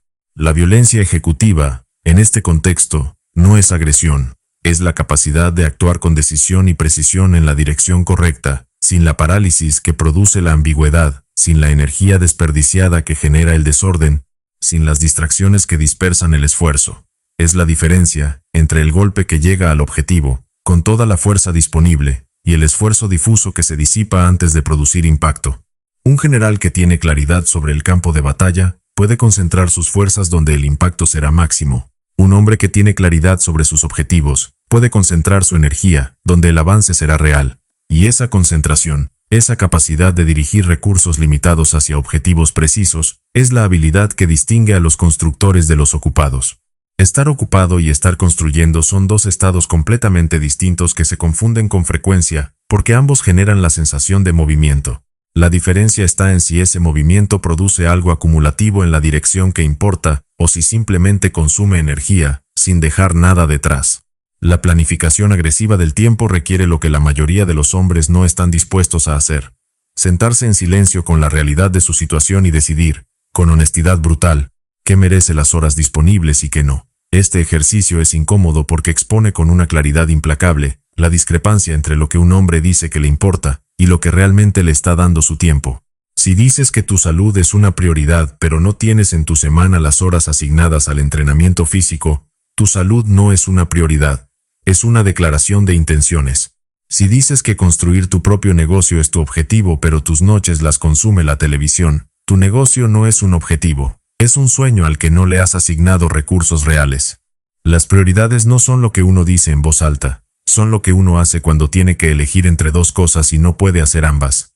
Esa elección, repetida en el tiempo, es el mapa más honesto de los valores reales de un hombre. La herramienta es simple aunque su uso requiere disciplina sostenida. Define los bloques de tiempo que existen en tu semana. Asígnalos a actividades específicas que producen resultados en las áreas que te importan. Defiende esos bloques con la misma seriedad con que defenderías cualquier otro compromiso irrenunciable. Y cuando el impulso de abandonar la actividad asignada y caer en el consumo fácil aparezca, porque aparecerá, reconócelo como lo que es: el mecanismo de resistencia que la parte de ti que prefiere el statu quo opone al proceso de cambio. Ese momento de resistencia es exactamente el momento en que importa más lo que haces. No cuando es fácil sostener el compromiso, cuando es difícil, porque es en ese momento específico, en el punto de máxima resistencia interna, donde se determina si el sistema que estás construyendo tiene raíces reales, o si es solo una estructura que funciona cuando las condiciones son favorables y colapsa cuando no lo son. El descanso tiene un lugar en esta arquitectura temporal, pero un lugar específico y deliberado, no el papel de residuo que ocupa el tiempo que no fue consumido por otra cosa. El descanso deliberado, el sueño de calidad, el movimiento físico, las conversaciones profundas, el silencio sin pantallas, produce recuperación real. El descanso por defecto, el consumo pasivo interminable, produce agotamiento encubierto. La diferencia no está en cuánto tiempo se dedica a cada uno, sino en la calidad de la recuperación que produce. Un hombre que duerme 8 horas de calidad y dedica 1 hora a moverse físicamente, llega al día siguiente con recursos genuinos para actuar. Un hombre que pasa 8 horas frente a pantallas y 2 horas con sueño fragmentado llega al día siguiente con el tanque vacío, y después se pregunta, ¿por qué no tiene energía para construir lo que dice que quiere construir? La respuesta es simple y no tiene nada de misteriosa. Lo que pones en el sistema determina lo que el sistema puede producir. Basura adentro, basura afuera, recuperación real adentro, capacidad real afuera. El tiempo es la única cosa que, una vez gastada, no puede recuperarse. No existe el banco del tiempo. No existe el modo de recuperar las horas que pasaron en la distracción, en la pasividad, en la comodidad sin propósito. Lo que existe es la capacidad de decidir, a partir del momento presente, cómo van a usarse las horas que todavía no han llegado. Esa decisión, tomada con la seriedad que merece y ejecutada con la disciplina que requiere, es la diferencia entre una vida que construye algo y una vida que simplemente ocurre. Un hombre que gestiona su tiempo como un recurso estratégico no es un esclavo de la productividad. Es un arquitecto de su propia existencia. Y la diferencia entre los arquitectos y los que dejan que otros construyan en el terreno de su vida es simple. Los arquitectos deciden qué hay en ese terreno. Los demás reciben lo que les tocó. Y recibir lo que tocó, cuando se tenía la capacidad de elegir algo diferente, es la forma más silenciosa y más costosa de derrota que existe. Capítulo 7. Fuego forjador. Las trincheras del negocio. ¿Por qué los libros de autoayuda son basura? Existe una industria completa construida sobre la premisa de que el conocimiento teórico sobre cómo tener éxito puede sustituir a la experiencia de buscarlo. Es una industria rentable precisamente porque ofrece la promesa de comprender sin el costo de hacer, de acceder a la sabiduría sin el precio que la sabiduría real siempre cobra. Los libros de fórmulas para el éxito, los seminarios de transformación personal, los cursos de mentalidad millonaria, toda esta arquitectura de conocimiento prestado, genera riqueza para quienes la venden exactamente, porque los compradores nunca llegan al punto en que dejan de necesitar comprar más. Porque la brecha entre entender un principio y poder ejecutarlo bajo presión real no se cierra leyendo otro libro, se cierra entrando en las trincheras. Y las trincheras no tienen versión de lujo, no tienen comodidades. No tienen la posibilidad de cerrar el libro cuando la situación se pone difícil. Tienen consecuencias reales que no negocian con las expectativas del hombre que llegó con teorías y sin experiencia. La sabiduría real tiene un precio que no puede pagarse en efectivo ni en tiempo de lectura. Se paga con fracasos reales, con dinero perdido, con relaciones que se rompen por las decisiones equivocadas, con proyectos que colapsan después de meses de inversión, con la humillación de descubrir que lo que creía saber no alcanzaba para lo que la situación exigía. Ese precio, cuando se paga, compra algo que ningún libro puede darte, la comprensión encarnada de cómo funciona realmente el mundo en el que operas. No la comprensión abstracta de cómo debería funcionar según alguna teoría. La comprensión específica, visceral y permanente de cómo funciona para ti, en tu mercado, con tus recursos, frente a tus competidores. Esa comprensión no puede transferirse de una persona a otra porque no reside en los principios que se articulan sino en las cicatrices que se acumulan, y las cicatrices no son transferibles. Cada hombre tiene que ganar las suyas. Agradezco cada centavo perdido porque compró mi sabiduría actual. Esta afirmación solo puede ser pronunciada con autenticidad por alguien que realmente ha perdido dinero y ha usado esa pérdida como material de aprendizaje. Y cuando se puede pronunciar con esa autenticidad, revela algo importante sobre la naturaleza del conocimiento que realmente transforma el comportamiento de un hombre en situaciones de alta presión. No es el conocimiento que se adquiere en condiciones de seguridad y comodidad. Es el conocimiento que se graba en la memoria emocional y conductual a través de la experiencia de consecuencias reales. Este tipo de conocimiento no se olvida, porque no está almacenado solo en la memoria conceptual. Está grabado en el cuerpo, en los reflejos, en la respuesta visceral que el hombre tiene ante situaciones similares en el futuro. Es el conocimiento que hace que el hombre experimentado actúe diferente al novato no porque piense más rápido sino porque siente la situación de manera distinta, con una profundidad que solo la experiencia directa produce. El fracaso tiene una pedagogía que no tiene equivalente. Cuando un negocio falla, cuando una inversión se pierde, cuando un proyecto colapsa a pesar del esfuerzo, el hombre que lo vivió recibe una cantidad de información sobre sus propias suposiciones erróneas, sus puntos ciegos, sus hábitos de pensamiento contraproducentes y las dinámicas reales del mercado en que opera que ningún análisis teórico previo podría haberle proporcionado. El problema es que esa información llega envuelta en dolor emocional, en vergüenza y en el impulso natural de atribuir la causa del fracaso a factores externos para proteger la autoestima. Los hombres que aprenden del fracaso son los que tienen la disciplina mental de separar el dolor emocional de la información que contiene y de extraer esa información de manera honesta aunque duela. Esa disciplina no es natural. Va en contra del impulso de protección del ego que opera en todos los seres humanos. Requiere una madurez específica. La madurez del hombre que ha decidido que aprender importa más que quedar bien consigo mismo en el relato interno de lo que ocurrió. El conflicto, en los negocios y en cualquier arena competitiva, es un maestro de una efectividad brutal. La negociación que se pierde enseña sobre las propias debilidades en la construcción del valor y la comunicación de la posición. El cliente que se va enseña sobre los supuestos erróneos que se tenían sobre lo que él realmente valoraba. El competidor que gana el mercado que creías tuyo, enseña sobre la brecha entre tu propuesta y lo que el mercado efectivamente premia. Ninguna de estas lecciones puede aprenderse en un aula ni en un libro. Solo pueden aprenderse en el campo, pagando el precio de la equivocación y teniendo la honestidad de reconocer dónde estuvo el error real. El mercado es el profesor más honesto que existe porque no tiene interés en proteger el ego del alumno. Da retroalimentación con una precisión que ningún mentor humano puede igualar, y esa retroalimentación, aunque frecuentemente dolorosa, es siempre la más valiosa disponible porque está basada en la realidad, y no en la teoría. La diferencia entre el hombre que aprende de sus fracasos y el que simplemente los sufre no está en la inteligencia, está en la orientación. El que aprende hace preguntas activas. ¿Qué suposición resultó falsa? ¿En qué momento tomé la decisión equivocada y por qué? ¿Qué información tenía disponible que ignoré? ¿Qué patrón de comportamiento mío contribuyó a este resultado? El que simplemente sufre se hace preguntas pasivas. ¿Por qué me pasó esto a mí? ¿Quién tuvo la culpa? ¿Por qué el mercado no me premió como merecía? La orientación activa produce crecimiento. La orientación pasiva produce amargura y repetición de los mismos errores con diferente disfraz. Y la repetición de los mismos errores con diferente disfraz es una de las formas más comunes y más costosas de desperdiciar la experiencia que la vida ofrece, porque cada fracaso repetido cobra el mismo precio sin producir el aprendizaje que justificaría ese precio. Los libros de autoayuda, en su variante más común, tienen el problema específico de que simplifican la complejidad real de la acción humana en condiciones de incertidumbre, hasta el punto en que los principios que proponen son ciertos en abstracto, pero no accionables en la situación concreta de cada persona. Decirle a alguien que debe pensar en grande, que debe visualizar su éxito, que debe rodearse de personas positivas, no es incorrecto en un sentido general. Es insuficiente en un sentido práctico. Porque la brecha entre el principio y la aplicación está llena de detalles específicos, de fricciones particulares, de limitaciones concretas que nadie puede resolver por otro, porque nadie más habita exactamente la misma situación. El hombre que lee sobre cómo negociar y el hombre que ha perdido 20 negociaciones reales no están en el mismo lugar aunque hayan leído los mismos libros. Están separados por la distancia que solo la experiencia directa puede recorrer, y esa distancia no tiene atajo. Lo que funciona no es la lectura de principios generales ni la asistencia a seminarios de motivación.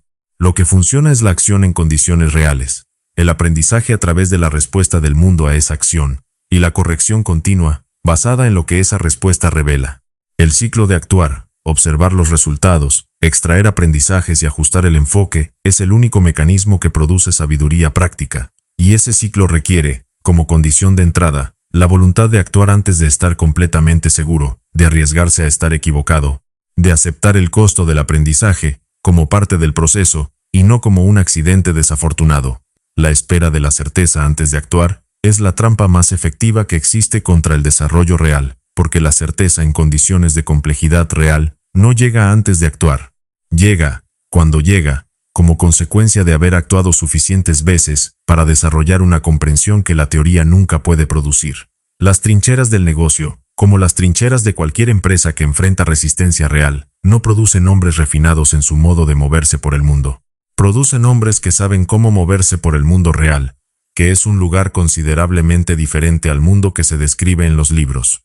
Y esos hombres, marcados por la experiencia de haber actuado y fallado y vuelto a actuar, tienen algo que ningún consumidor de contenido motivacional tiene: la capacidad genuina de operar bajo presión sin derrumbarse, porque ya han sido sometidos a presión y saben de lo que son capaces. Ese conocimiento de primera mano sobre los propios límites y sobre la capacidad de sobrepasarlos cuando la situación lo exige, es el activo más valioso que un hombre puede llevar a cualquier empresa. No se pone en el currículum. Se percibe en la manera en que el hombre enfrenta los problemas, en la calidad de su juicio bajo presión y en la ausencia de la parálisis que paraliza a quienes nunca han pagado el precio de aprender de verdad. Capítulo 8. El radar evolutivo, liderazgo, respeto y la mirada del mundo. Los seres humanos son organismos sociales que han evolucionado en contextos grupales donde la evaluación constante de los miembros del grupo era una necesidad de supervivencia. Durante decenas de miles de años, antes de que existieran contratos, instituciones o cualquier mecanismo formal de regulación social, la sobrevivencia individual dependía de la capacidad de evaluar con precisión quién, dentro del grupo, era capaz, confiable y merecedor de recursos, y quién no. Esta capacidad de evaluación social, calibrada durante milenios de presión evolutiva, no desapareció con la civilización.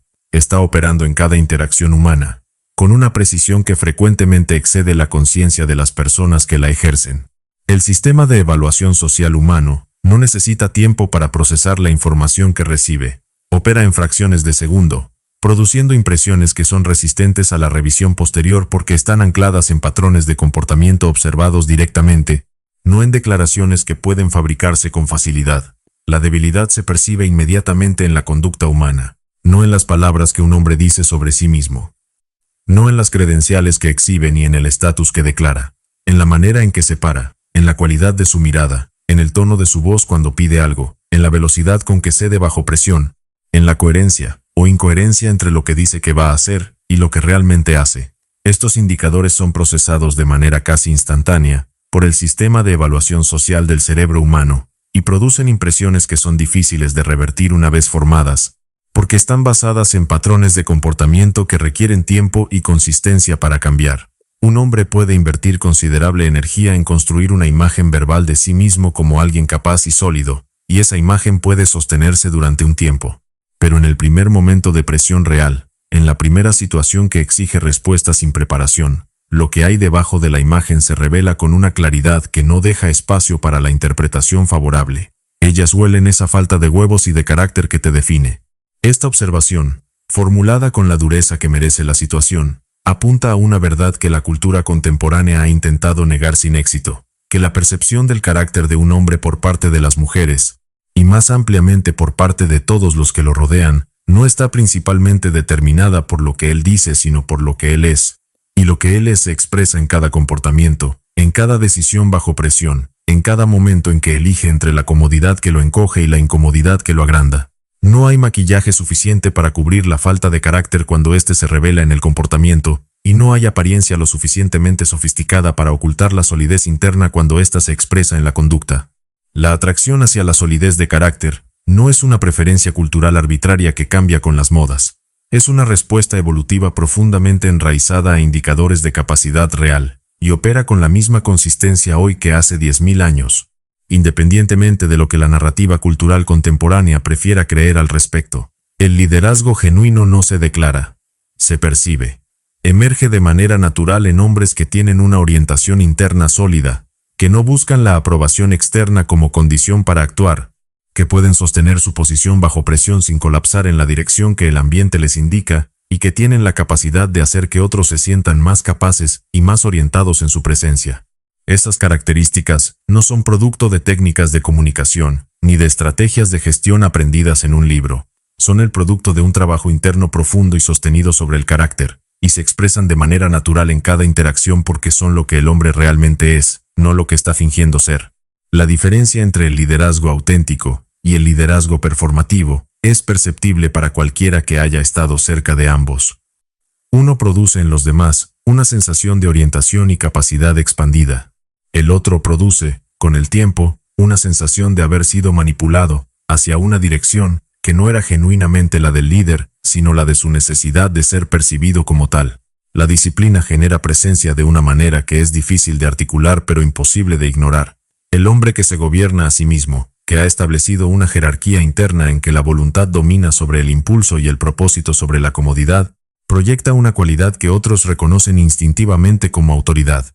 No es arrogancia, que es lo que proyecta el hombre que compensa la inseguridad con agresividad. Es una quietud bajo presión, una claridad en la expresión, una consistencia entre el decir y el hacer que le comunica al mundo que este hombre está en control de sí mismo, y que por tanto puede ser una referencia en lugar de una incertidumbre.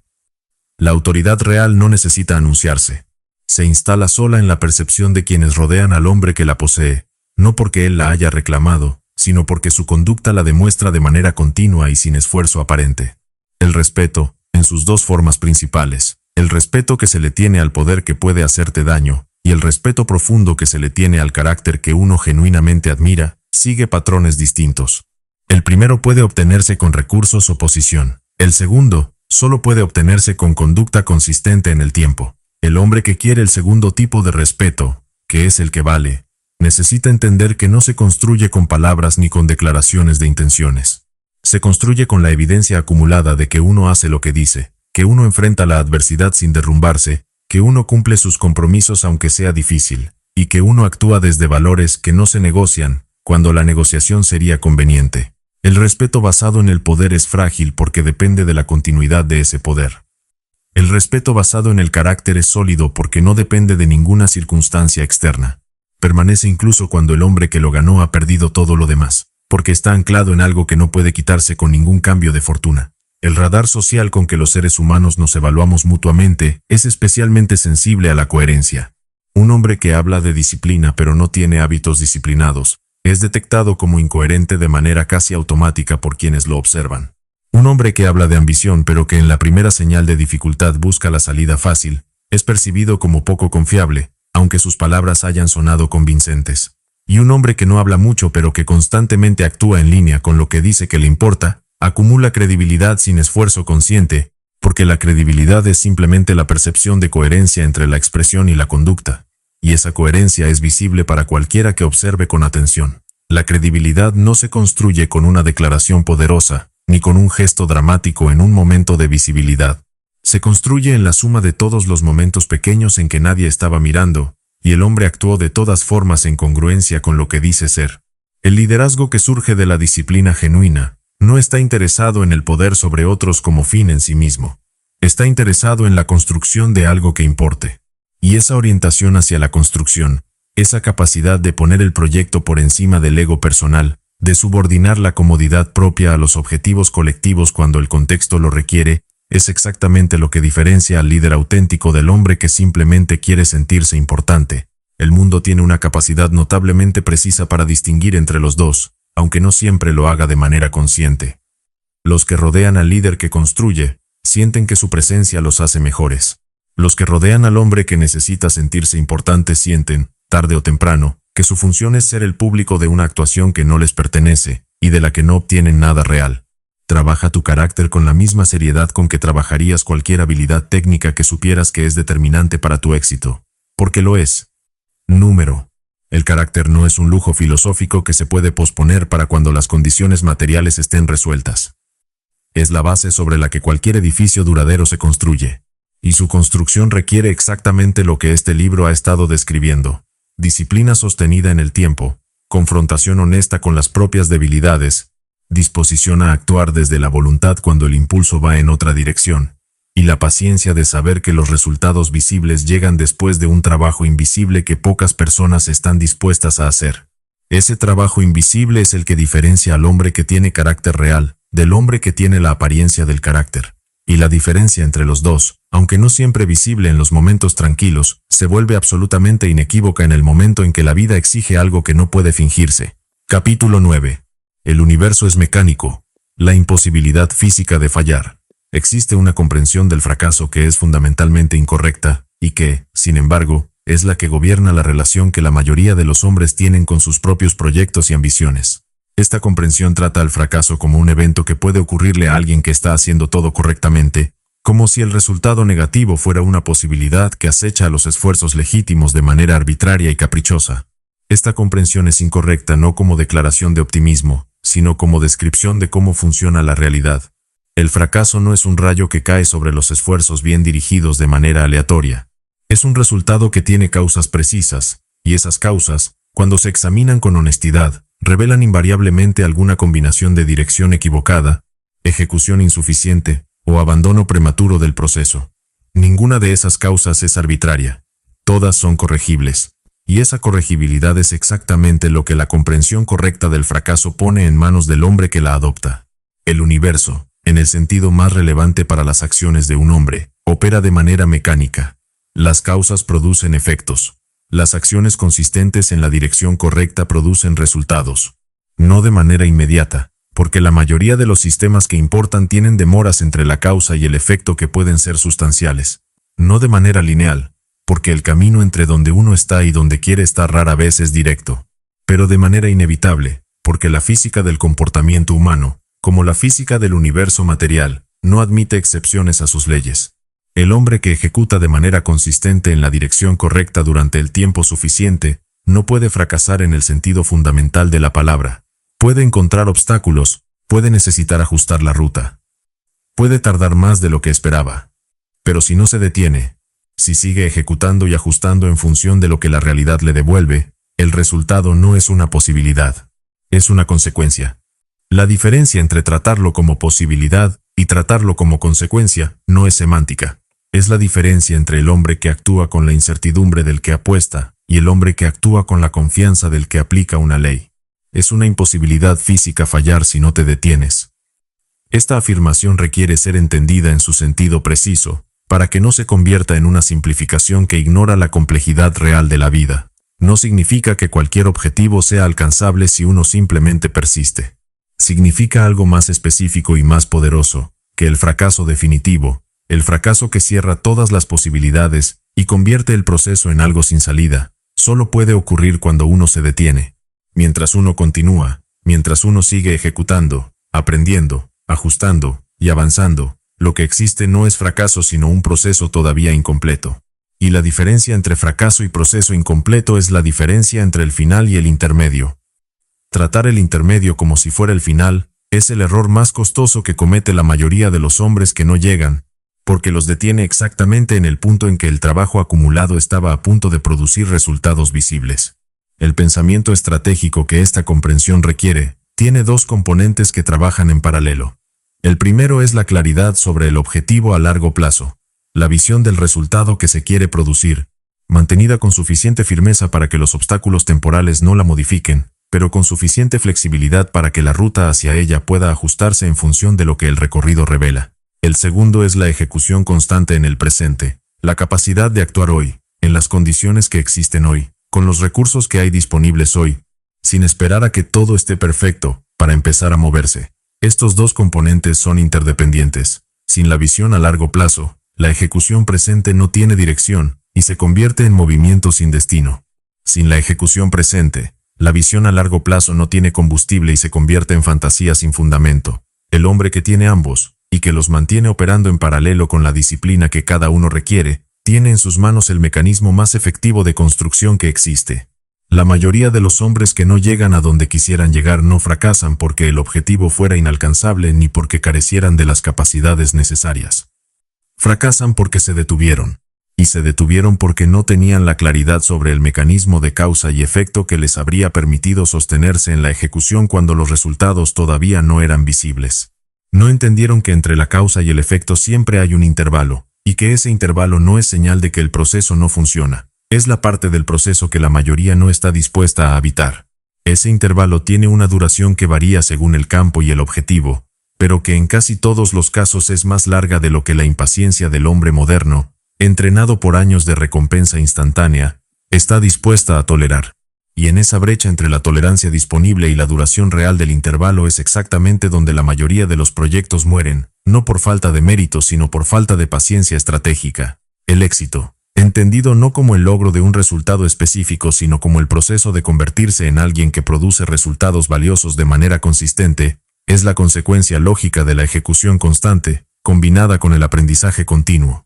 Es la consecuencia del hombre que actúa, observa, ajusta y vuelve a actuar, con una consistencia que el tiempo convierte en dominio. No requiere talento extraordinario. Requiere la voluntad de continuar cuando continuar es difícil, que es el recurso más escaso en el inventario de la mayoría de los hombres que conocen su propio potencial, pero no han encontrado la manera de sostener el esfuerzo que su potencial requiere.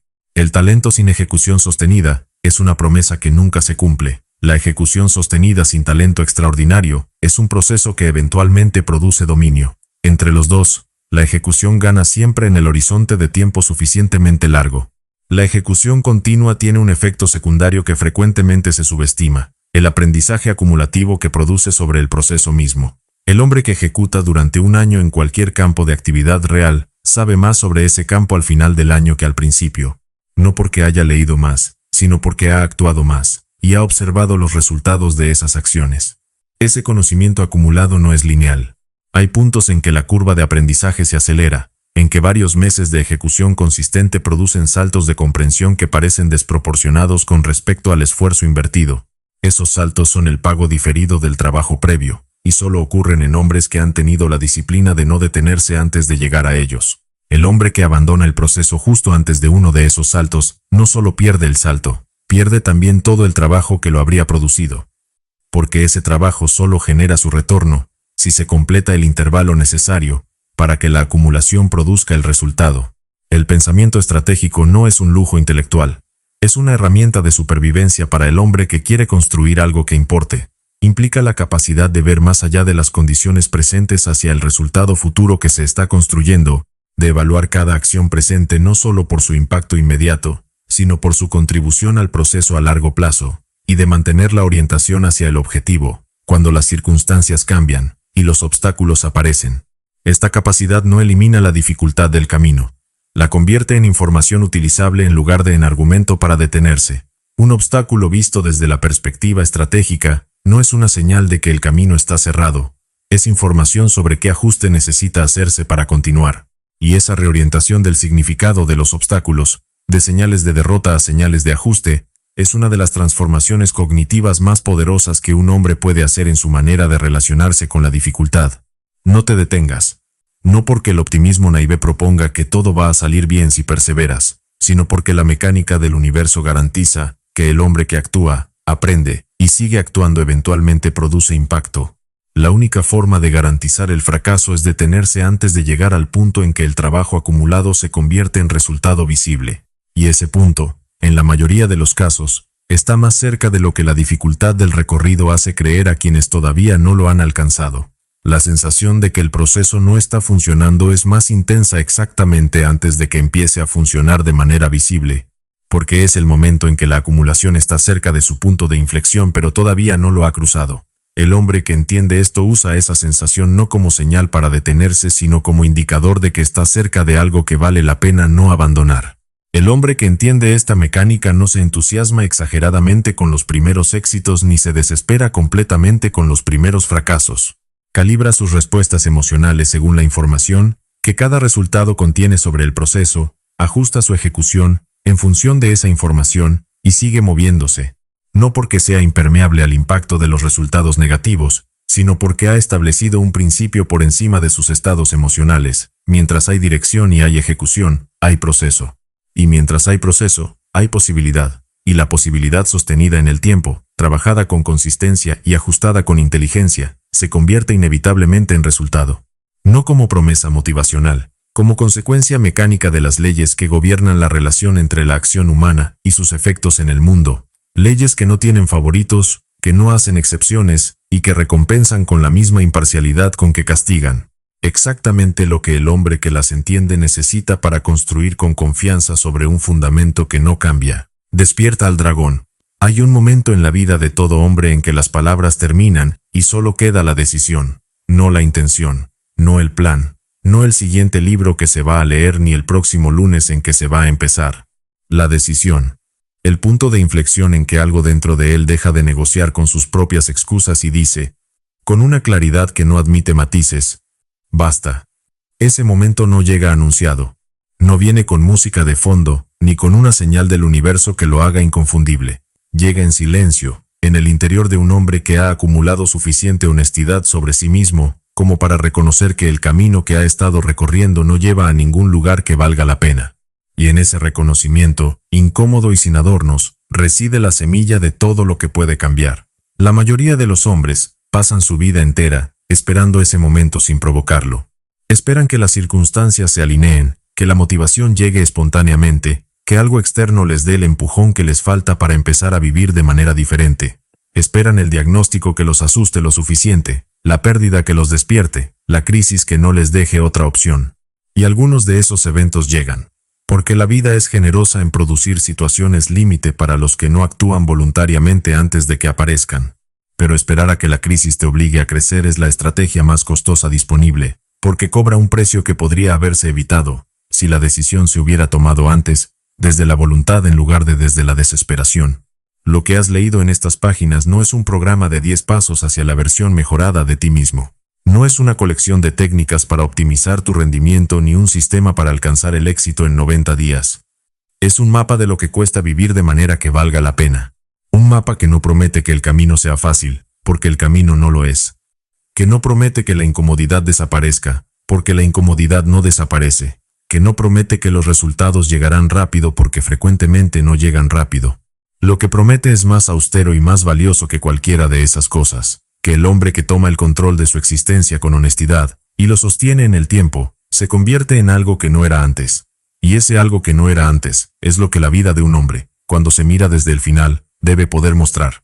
No existe versión de esta transformación que sea indolora. No existe atajo que preserve la comodidad mientras produce el carácter.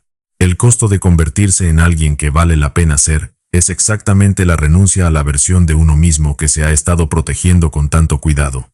La versión que tiene excusas razonables para no empezar todavía. La versión que se compara hacia abajo para no sentirse tan mal con lo que ha construido.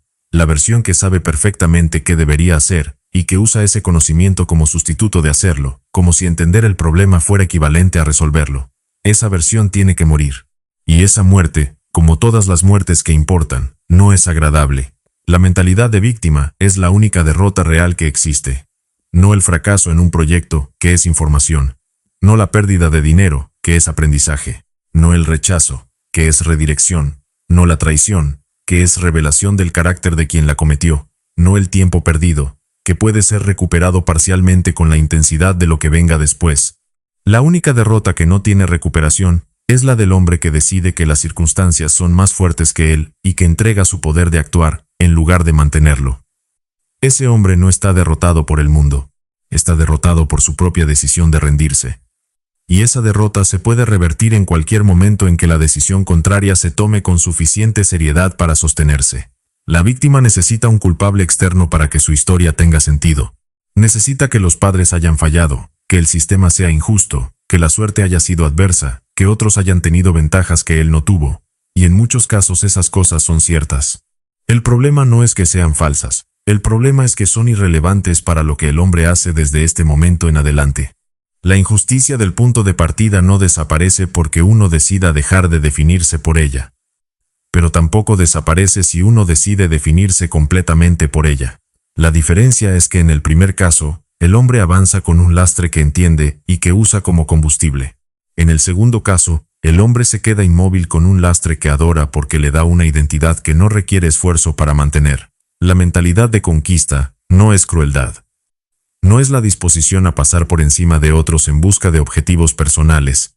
Es la orientación del hombre que se relaciona con los desafíos como materiales de construcción en lugar de como obstáculos insuperables, que ve en cada dificultad la posibilidad de algo que todavía no existe, pero que podría existir si él actúa con inteligencia y persistencia, y que entiende que la vida responde a la ejecución con la misma neutralidad mecánica, con que la física responde a las fuerzas, sin preferencias, sin prejuicios, sin caridad, pero también sin arbitrariedad. El hombre que conquista no conquista a otros, se conquista a sí mismo, y esa conquista, la más difícil y la más importante de todas, es la que hace posibles todas las demás.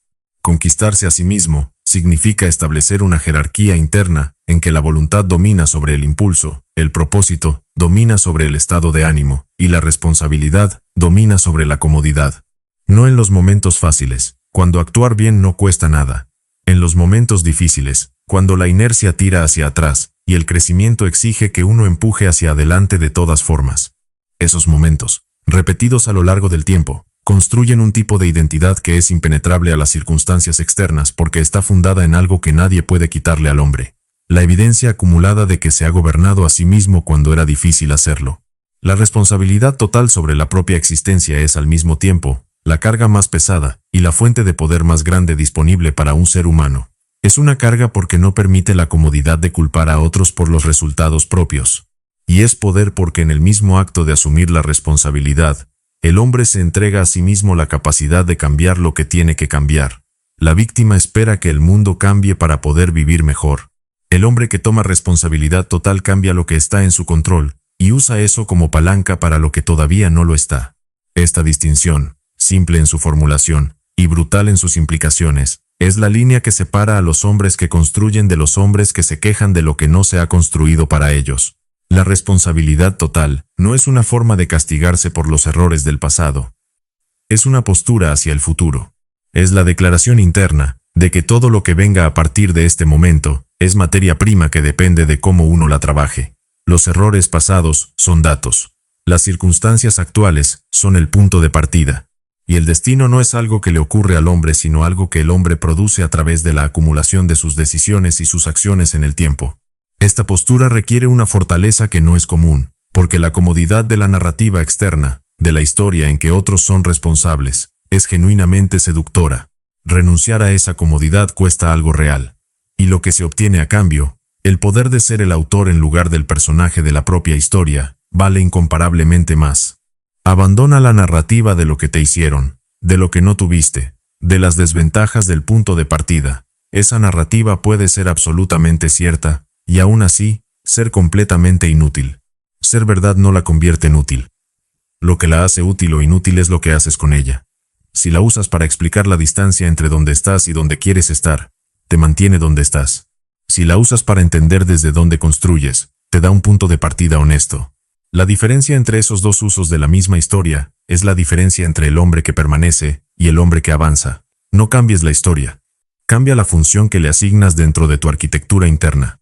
Hay hombres que nacieron con todo en contra y construyeron imperios. No porque la injusticia de su punto de partida no fuera real, sino porque en algún momento decidieron que esa injusticia iba a ser el combustible de su construcción, en lugar del argumento de su inmovilidad. Hay hombres que nacieron con todo a favor, y no construyeron nada porque nunca tuvieron que desarrollar la resistencia que solo se desarrolla cuando las cosas no son fáciles. El punto de partida importa menos de lo que la cultura del resentimiento quiere hacerte creer, y más de lo que la cultura del privilegio está dispuesta a reconocer. Lo que importa, con una consistencia que trasciende ambas narrativas, es lo que el hombre hace con lo que tiene desde donde está. La vida responde. Responde a la ejecución con resultados, aunque demorados. Responde a la consistencia con dominio, aunque tardío. Responde a la disciplina con carácter, aunque forjado en el dolor. Responde a la responsabilidad con poder, aunque exigente en su costo. Esta respuesta no es garantía de que todo lo que quieres lo obtendrás. Es garantía de algo diferente, y más importante, que el proceso de construirte a ti mismo como hombre que actúa con responsabilidad, disciplina y propósito, te dará algo que la comodidad nunca podrá darte. Te dará la capacidad de sostenerte de pie en cualquier condición que la vida presente. La vida responde también al estancamiento, a la queja y a la pasividad, aunque lo hace de una manera diferente, produciendo exactamente el tipo de existencia que esas orientaciones merecen. El hombre que no actúa recibe el mundo que otros construyeron. El hombre que no decide, recibe las decisiones que otros tomaron por él. El hombre que no avanza, recibe el lugar en que se quedó. No como castigo, sino como consecuencia directa de la física del comportamiento humano. Nada en el universo permanece estático. Lo que no crece, decae. Lo que no avanza, retrocede. Y el hombre que entiende esta mecánica con la profundidad suficiente para que cambie su comportamiento, tiene una ventaja sobre la mayoría que es extraordinariamente difícil de superar. Despierta al dragón que llevas dentro. No el que da miedo porque destruye sin propósito. El que da respeto porque construye con poder, y no se detiene ante nada que valga la pena ser construido. Ese dragón no te fue dado. Lo forjas tú, decisión a decisión, en el fuego de las incomodidades que elegiste enfrentar, en lugar de evitar. En el frío de las mañanas en que te levantaste, cuando preferías no hacerlo. En la disciplina de las noches en que trabajaste cuando el entretenimiento era más fácil. En la fortaleza de los momentos en que aguantaste la presión, sin doblarte cuando doblarte habría sido mucho más simple. Ese dragón no tiene que ver con la agresividad ni con la dominación de otros. Tiene que ver con una energía interna que se niega a conformarse con lo que es cuando lo que podría ser está disponible a través del esfuerzo. Tiene que ver con la negativa, profunda y sin negociación, a vivir por debajo de lo que la capacidad permite cuando se usa con honestidad y con consistencia. Tiene que ver con el fuego que se mantiene encendido cuando todas las circunstancias externas conspiran para apagarlo, no porque el hombre sea invencible, sino porque ha decidido que no va a ser el que lo apague desde adentro. El mundo no está esperando tu potencial. El mundo responde a lo que ejecutas, a lo que construyes, a lo que sostienes cuando todo indica que deberías soltar. La diferencia entre el hombre que fue y el hombre que pudo haber sido no es talento, no es suerte. Es la suma de todas las decisiones que tomó o dejó de tomar cuando la comodidad tiraba en una dirección y el crecimiento tiraba en la otra. Esa suma, acumulada a lo largo de años de pequeñas decisiones que nadie más estaba observando, es el único veredicto que importa sobre lo que un hombre hizo con la oportunidad de estar vivo. Tu potencial no es un activo, es una posibilidad, y las posibilidades no producen nada por sí solas. producen resultados solo cuando se convierten en acciones ejecutadas con consistencia en el tiempo. El hombre más talentoso que nunca actúa produce exactamente lo mismo que el hombre sin talento que tampoco actúa, nada. La diferencia está en la ejecución. Siempre en la ejecución, en la capacidad de convertir la intención en movimiento y el movimiento en resultado, y de repetir ese ciclo con la frecuencia y la disciplina que el objetivo requiere. No cuando hay motivación. No cuando las condiciones son perfectas, siempre. Eso es lo que separa a los hombres que construyen algo de los hombres que tienen mucho que decir sobre lo que construirían si las circunstancias fueran diferentes. Elige el crecimiento, no una vez, no cuando el ánimo esté alto y la motivación sea fácil. Elige el crecimiento el miércoles a las 6 de la mañana cuando llueve y el cuerpo pide quedarse en la cama. Elige el crecimiento el viernes en la noche cuando la distracción es abundante y el proyecto está inconcluso. Elige el crecimiento cada vez que la parte de ti que prefiere el statu quo intente negociar con la parte de ti que sabe para qué estás aquí. Elige el crecimiento en los momentos en que nadie te está mirando, cuando la única razón para hacerlo bien es que tú sabes que lo estás haciendo, especialmente en esos momentos. Porque esos momentos, invisibles para el mundo, son los que construyen el carácter con que enfrentarás los momentos que el mundo sí va a ver. El hombre que elige el crecimiento de manera consistente no se vuelve invulnerable. Sigue siendo humano, con todo lo que eso implica de fragilidad, de error y de limitación, pero desarrolla algo que es más valioso que la invulnerabilidad, la capacidad de recuperarse, de ser golpeado y levantarse, de fallar y volver a intentarlo con la información que el fracaso produjo, de ser doblegado por las circunstancias y encontrar, en el proceso de enderezarse, algo de sí mismo que no sabía que estaba ahí. Esa capacidad de recuperación, construida a través de la práctica repetida de elegir el crecimiento sobre la comodidad, es el activo más sólido y más duradero que un hombre puede acumular a lo largo de su vida. No hay nada más que decir que no haya sido ya dicho con la claridad que merece. El mapa está en tus manos. El territorio es tu existencia. Y la única pregunta que queda, la única que ha importado desde la primera página hasta esta última, es la misma que siempre ha estado en el centro de todo lo que diferencia a los hombres que construyen de los que solo pasan. ¿Qué vas a hacer con lo que tienes, desde donde estás, a partir de este momento? Porque cuando la vida lanza golpes, tú te haces bolita y lloras. Yo los recibo con la cara, sonrío con la boca llena de sangre, y devuelvo el golpe el doble de fuerte. Suscríbete al canal, activa la campana y accede a toda la biblioteca de libros en el enlace de la descripción.